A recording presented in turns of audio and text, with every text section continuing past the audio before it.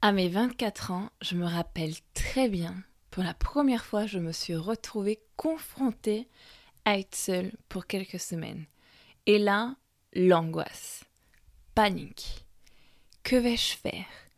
Comment m'occuper sans me sentir déprimée et seule? Je pensais même, et si tu es seule? Et si tu es seule, c'est parce que tu n'es pas intéressante, personne ne veut être avec toi, etc.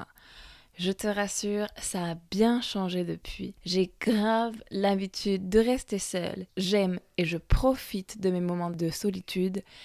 Et surtout, je sais en tirer de vrais bénéfices pour apprendre à m'aimer, guérir et évoluer dans la vie.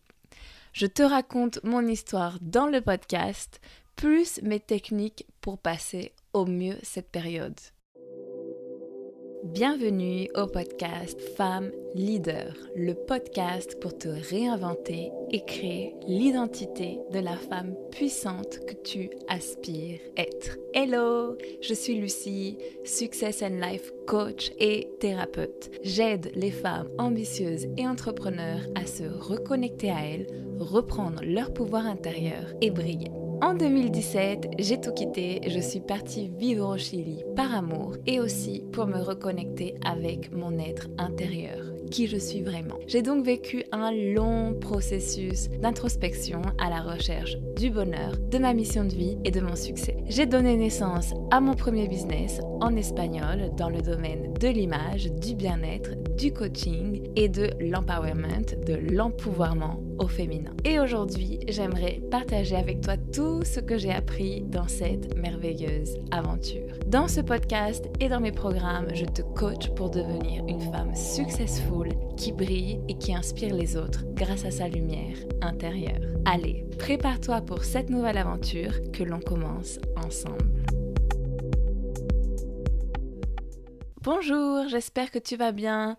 Aujourd'hui, j'avais prévu un autre thème de podcast, mais par hasard, j'ai trouvé ce thème en fait sur LinkedIn, ils en parlaient, et ça m'a emballée pour faire un podcast dessus, parce que j'accompagne beaucoup de clientes, et même d'ailleurs je rencontre beaucoup de femmes dans la vie de tous les jours, qui me disent qu'elles s'ennuient toutes seules et qu'elles ne savent pas quoi faire à part déprimer quand elles sont toutes seules. Aimer être avec ta propre compagnie, aimer être seule, c'est un point très important qu'il faut travailler pour l'amour de soi. Et surtout aussi, je suis très bien placée pour vous en parler parce que moi aussi je suis passée par là.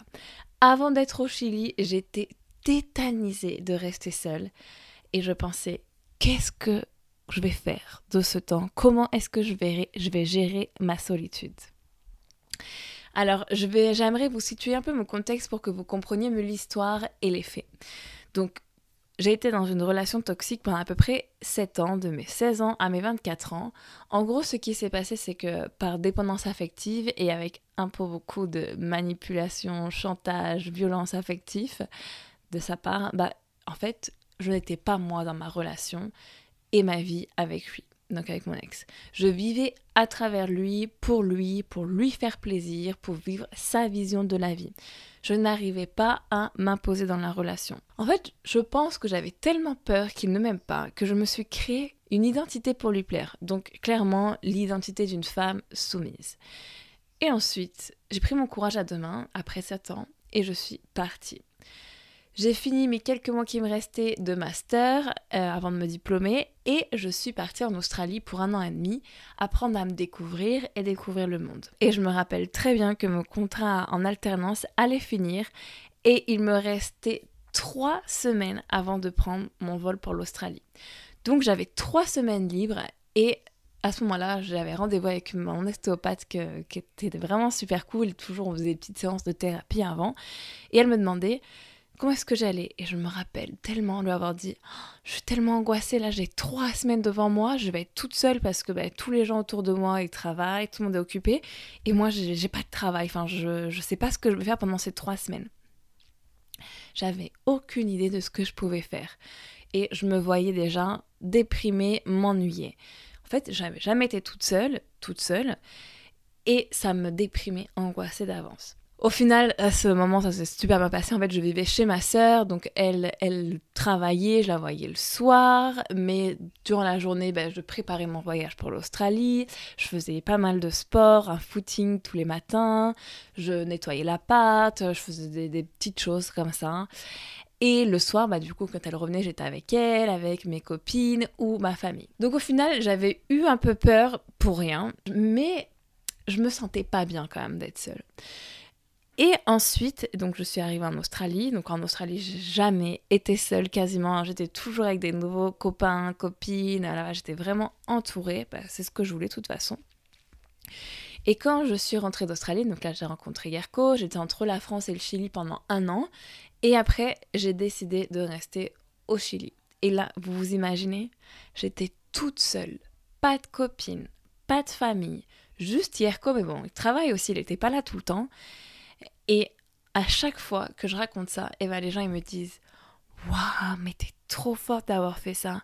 C'était pas trop dur? Tu t'es pas sentie trop seule ?» Et non, pas du tout. Parce qu'en fait, ce temps seul, c'était clairement un temps pour moi où j'ai compris plein de choses sur moi, où je me suis reconnectée avec qui j'étais et où j'ai appris plein de choses sur moi et comment je fonctionnais, mais aussi sur la vie en général. Dans les livres, en ligne, des documentaires. J'ai lancé mon business, je me suis formée dans plein de disciplines. J'ai eu le temps de me reposer quand j'étais fatiguée, de bricoler un peu dans ma maison, de faire ce que j'aimais vraiment. Et je vais aller même plus loin en te disant que c'est grâce à ce temps passé seul et au fait d'être seule que là je suis en train de vous parler et de vous parler, de faire ce podcast et de faire maintenant le job de mes rêves, donc le coaching. J'ai même appris une nouvelle langue, enfin vraiment, ça a été une période là où j'étais seule, où j'ai appris tellement de nouvelles choses sur le monde, pour mes connaissances, mais aussi sur moi. Donc en fait là je vais sur mon deuxième point, la solitude fait grandir. Parce que quand j'y pense, les autres, ils m'ont toujours influencé. Alors oui, c'est normal, on vit en société, hein, c'est normal d'être influencé par les autres parce qu'on recopie un peu ce qu'ils font, on veut être apprécié des autres, on prend exemple sur les autres. Mais aussi, dans mon cas, moi, j'étais pas heureuse comme j'étais. J'étais la fille parfaite de mes parents, la copine cool, la petite fille studieuse, sage.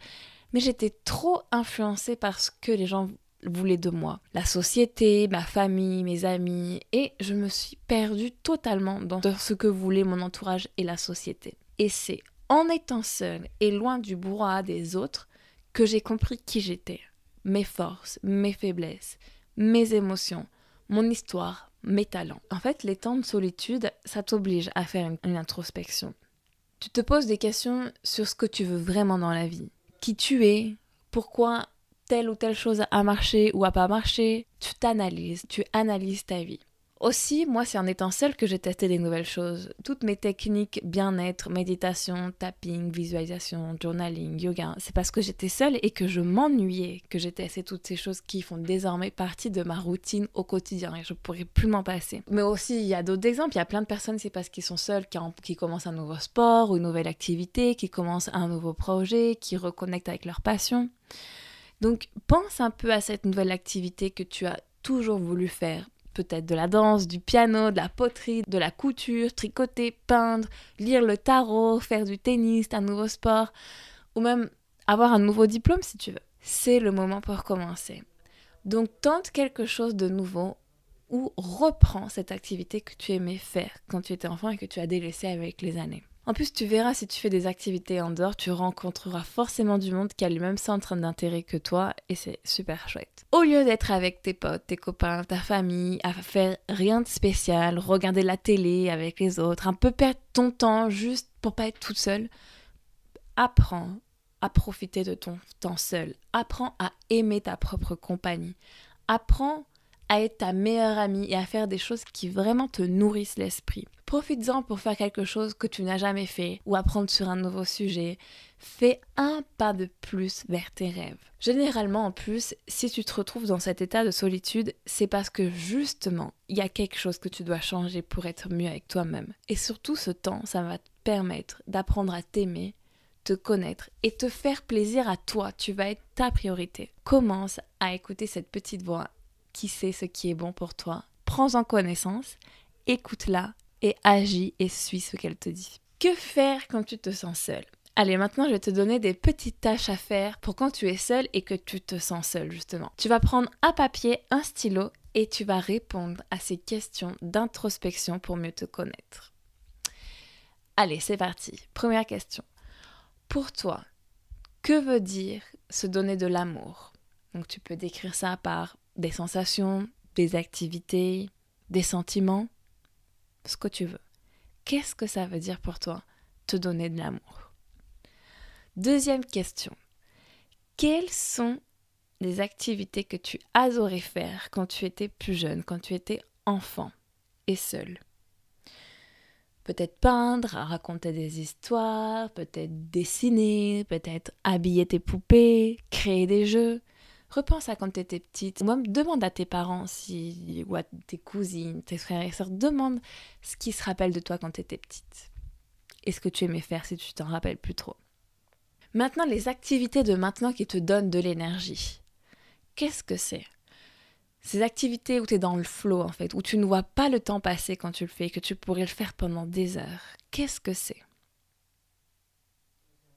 Maintenant, demande-toi, autre question. À quoi est-ce que tu aimerais consacrer plus de temps et d'importance ?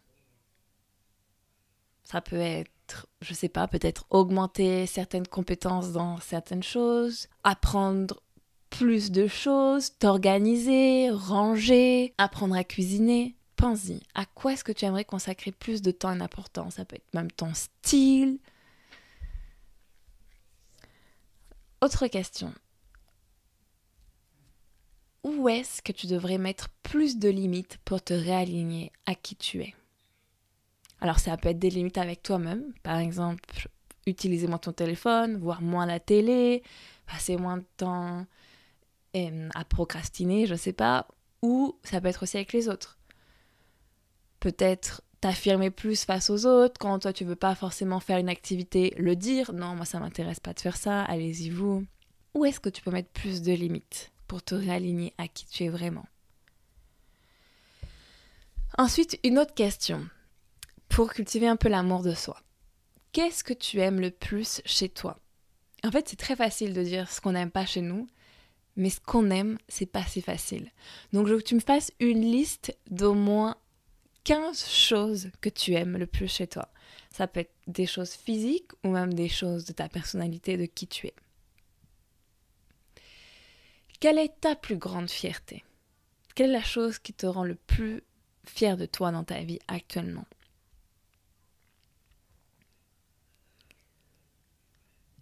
Et maintenant, qu'est-ce que tu aimerais remercier ? Alors là, on va se connecter à la gratitude et j'aimerais que tu fasses une liste de 20 choses pour lesquelles tu as de la gratitude. Ok ? Allez, maintenant, une chose un petit peu moins agréable, mais qui est très importante de faire sortir. Est-ce qu'il y a quelque chose que tu ne t'es pas pardonné dans ta vie ? Quelle est cette chose ? Et pourquoi tu ne t'es pas pardonné ? Moi, vous savez, donc j'en ai parlé de nouveau de cette relation toxique et en fait, ça s'est passé il y a 10 ans à peu près. Enfin, ça fait 10 ans que je suis plus avec mon ex et je me suis rendu compte il y a très peu de temps quand justement je faisais mon podcast sur les relations toxiques que en fait, il y avait une partie de moi qui s'était toujours pas pardonnée de m'avoir infligé ça pour tellement de temps. Donc voilà, ça peut être des choses sur ton passé, ça peut être des regrets peut-être que tu as. Essaye de voir quelle est la plus grosse chose sur laquelle tu ne t'es pas pardonné. Essaye un peu d'écrire dessus, de comprendre et de faire un petit travail pour essayer de te pardonner. On fait toujours le meilleur qu'on peut avec les moyens qu'on a, ok ? Allez, maintenant on va faire un peu plus on va partir dans l'avenir, dans le coaching. Quel est ton plus grand rêve ? Définis-le-moi. Quel est ton plus grand objectif ? Et quelles sont les ressources que tu as besoin pour ce rêve ? Quelles sont les compétences que tu as besoin pour réaliser ce rêve ?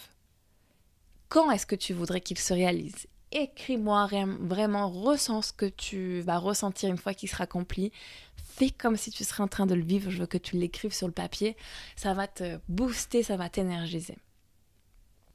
Et ensuite, la prochaine action que tu pourrais faire maintenant, une petite action peut-être pour réaliser ce rêve et cet objectif. Même si c'est une petite action, d'ailleurs on commence toujours par quelque chose de petit souvent, mais essaye de commencer un petit peu ton plan d'action et de voir qu'est-ce que tu pourrais faire pour commencer à mettre ce rêve dans la physique, dans la matière, dans la terre maintenant. Commence là. Voilà, va répondre à ces questions déjà, ça devrait t'aider à prendre un temps pour mieux te connaître et comprendre qui tu es et ce que tu as besoin de laisser aller pour te sentir mieux et moins stressé d'être seul. En plus, ça t'a sûrement apporté des pistes sur justement quelles sont les prochaines choses que tu vas faire quand tu vas être toute seule. Voilà, rappelle-toi, ce moment seul, c'est vraiment un moment pour te donner de l'amour, te chouchouter et faire de toi la personne la plus importante, ok? Si t'es seule, à ce moment-là, c'est parce qu'il y a quelque chose en toi qui en a besoin et tu dois juste lui donner de l'amour. Allez, on se voit la semaine prochaine pour un nouvel épisode. Ciao, ciao!